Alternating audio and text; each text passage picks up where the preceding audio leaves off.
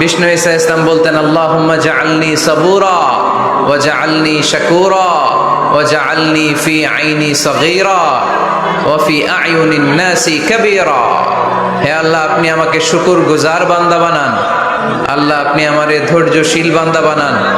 আল্লাহ, আমার চোখে আপনি আমারে ছোট বানান, গোটা বিশ্বের মানুষের চোখে আল্লাহ আপনি আমারে বড় বানান। পড়েন আমিন। আল্লাহ, আমরা যেন তোমার বেশি বেশি শুকরিয়া করতে পারি, তুমি তৌফিক দাও। ইদা সাআলতা ফাসআলিল্লাহ, যখন চাইবে আল্লাহর কাছে চেও। ওয়া ইদা ইসতাআনতা ফাসতাইন বিল্লাহ, যখন সাহায্যের দরকার হয় রবের কাছে ফরিয়াদ করো, তিনি তোমার দুহাত করে দিয়ে দিবেন। ঠিক কি না? আজকে আলোচনার বিষয় হচ্ছে দোয়া। আলোচনার বিষয় কি? দোয়া মানে কি? দোয়া মানে জানি না ফরিদপুরের ভাইরা। দোয়া মানে কি করা? চাওয়া, মাংনা, প্রার্থনা করা। কার কাছে যাব?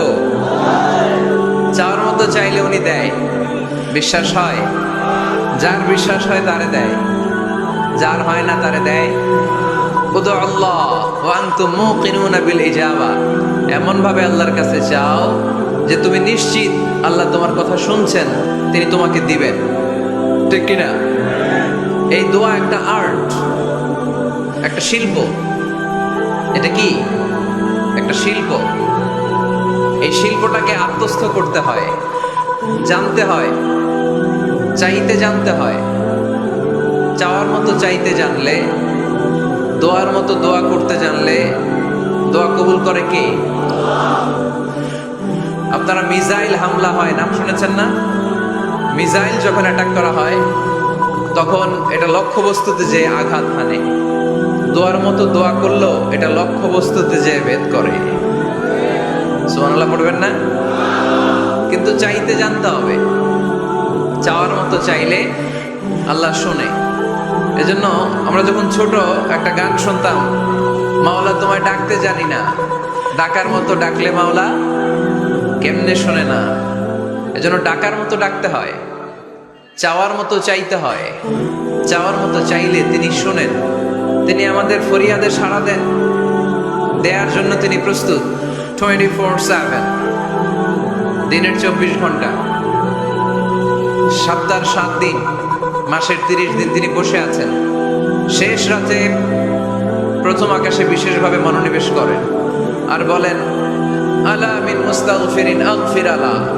কার ক্ষমা দরকার? ক্ষমা চাও, ক্ষমা করে দেব। আমাদের তো ক্ষমা টমার দরকার নাই, আমরা সবাই নিষ্পাপ।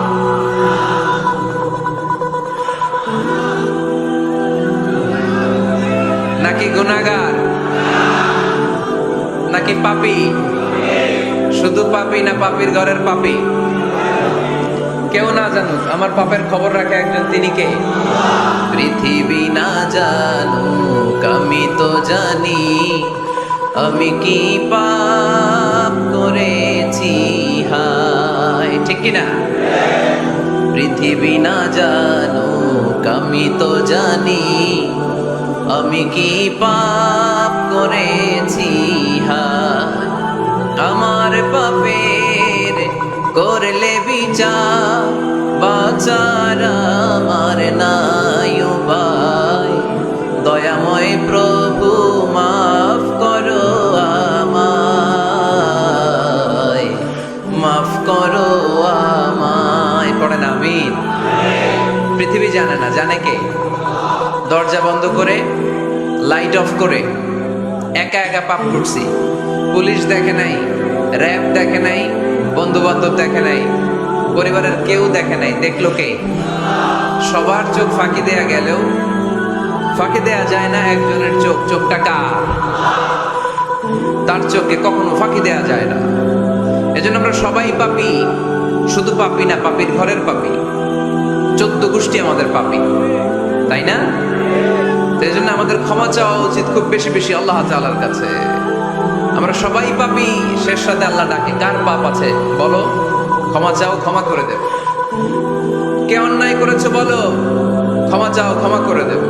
চোখের পানি ছেড়ে যদি ক্ষমা চাই, মাফ করে দেয় কে? চোখের পানির এত মর্যাদা, আল্লাহ এটারে বড্ড পছন্দ করে।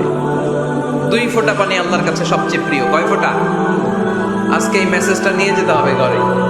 ফরিদপুরের ভাইরা, দুই ফোঁটা পানি রবের দরবারে খুব প্রিয়। আওয়াজ করে বলতে হবে, কয় ফোঁটা? এক হলো জেহাদের ময়দানে শহীদের গা থেকে বের পড়া রক্তের ফোঁটা। আমরা শহীদ হতে চাই কি চাই না?